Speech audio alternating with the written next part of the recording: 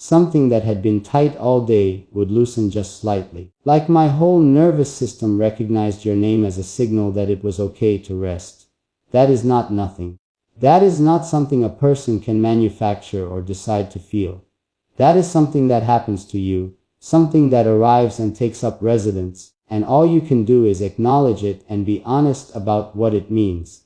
And what it means, what all of it means, the watching and the waiting, and the holding back and the letting in and the nights and the imagined mornings, and the specific way you made me feel seen on a night when I needed it more than I even knew. What all of it means is simply this: you matter to me in a way that very few people ever have. Not because of what you do or what you provide or how you make me look or what role you play, but because of who you are. Because of the specific, irreplaceable, one-of-a-kind fact of you. Because there is nobody else who is you, nobody else who sees the way you see, who feels the way you feel, who carries themselves through the world the way you do. And I got to be close to that. I got to be in the orbit of something that rare and that real. And instead of taking it for granted, instead of letting it pass without saying a word about what it meant, I am choosing, right now, today, in this imperfect and insufficient, but entirely honest way to tell you, I don't need you to do anything with this. I mean that. You don't owe me a response shaped in any particular way. You don't owe me reciprocity or reassurance or anything at all. What I gave you just now I gave freely, without conditions, without a plan attached to it. I gave it because love, real love, the kind that has been tested by time and uncertainty, and all the reasons not to say anything, real love wants to be known. It wants to exist somewhere outside of the person feeling it. It wants to reach the person it's for. And you are the person it's for. You have always been the person it's for. There is still so much living ahead of us. I don't know what shape it takes. I don't know which of the futures I've quietly imagined will turn out to be the real one. But I know that I am done being silent about you. I am done letting time pass without you knowing what a profound and lasting thing you are in my life. I am done protecting myself at the cost of the truth. The truth is too important. You are too important. And somewhere in the part of me that knows things before I can explain them, I believe that you need to hear this just as much as I need to say it. I believe that somewhere in you there is a place that has been waiting for someone to see you the way I see you, and say it without flinching, without pulling back at the last second, without wrapping it in enough distance that you can't quite feel it. So feel it. Please. Let this reach you all the way. Let it land in that deep place and stay there, warm and certain, because I meant every single word, and I will still mean it tomorrow and the day after that, and on every quiet evening, when the world slows down enough for the things that really matter to rise to the surface. You will still be there, rising to the surface. You will still be the thing I come back to. And one day, when the distance between us is less, when the space closes into something I can hold, I want to look at you and know that you knew. I want there to be no moment of doubt in your mind about where you stand with me, about what you mean to me, about the extraordinary and irreplaceable weight of you in my world. Because you were never out of reach in the way that mattered most. You were never too far for this, for the feeling, for the truth of it. And now that I've started saying it, now that I finally let it out of the quiet place I kept it locked in for so long now, that I've finally let it out of the quiet place I kept it locked in for so long, I don't think I know how to stop. I don't think I want to, because there is something happening right now, in this moment of honesty, that feels like the first full breath I have taken in longer than I can measure, like I had been breathing shallow this whole time, careful and controlled, taking in just enough air to function but never enough to truly fill my lungs. And now I am breathing, really breathing.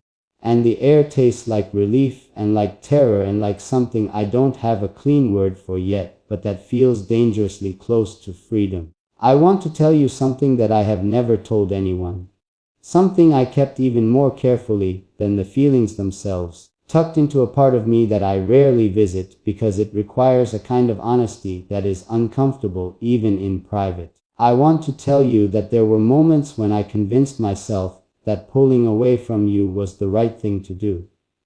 Not because you had done anything wrong. You had done nothing wrong, you never do anything wrong. That's one of the things about you that makes this all so difficult and so beautiful at once. But because I told myself that staying close to something I couldn't have was a form of self-destruction.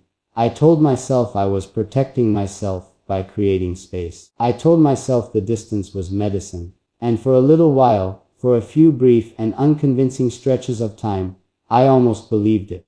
But then you would do something. Something small, always something small, and the whole carefully constructed argument for distance would collapse like it was made of paper. You would say one thing. You would notice something nobody else noticed. You would show up in a moment when I was running low on every resource I had. And you would just be there, steady and warm and completely unaware of what your presence was doing to the careful architecture of my emotional self-protection.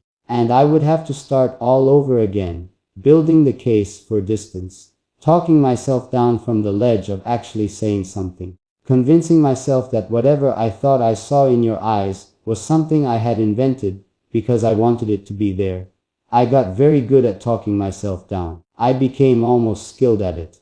I could feel something enormous rising in me, and I could, with enough internal effort, push it back below the surface before it became visible. I could be in a conversation with you and feel things I had no business feeling given the composure I was trying to maintain. And I could hold my face still and my voice steady and respond to you like a reasonable person who was completely in control of themselves. And then the moment you were gone, I would sit alone with the fullness of it, with the feelings that had nowhere to go, and I would breathe through it the way you breathe through pain, slowly, deliberately, waiting for it to ease. But here is what I need to confess to you about all of that. Here is the part that took me the longest to admit even to myself.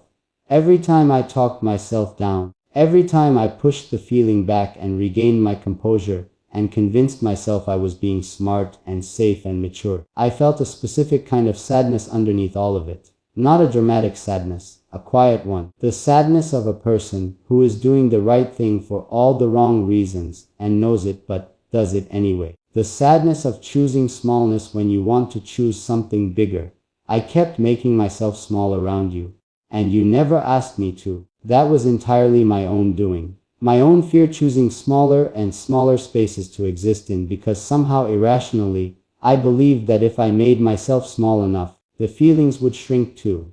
They didn't shrink. They just got more concentrated, more dense, more certain of themselves with every passing week. And through all of it you were just you. Completely and effortlessly you. I don't know if you have any idea what a gift that is. Not just to me, to everyone who gets to exist near you. You have this quality that I have tried to name to myself many times, and always fallen slightly short of. This quality of being entirely present in whatever you are doing, entirely inhabiting your own life without apology or performance.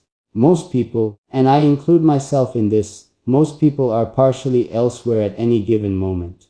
Part of them is in the past replaying something. Part of them is in the future worrying about something.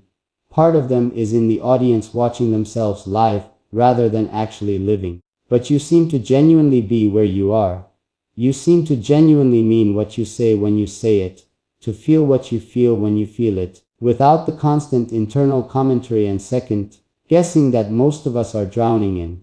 I don't know if you know how rare that is. I don't know if you understand what it does to a person who is drowning in their own second guessing to be near someone who is simply, cleanly, entirely present. It pulls you toward the surface. It makes you want to be more like that, more real, more here. You made me want to be more here.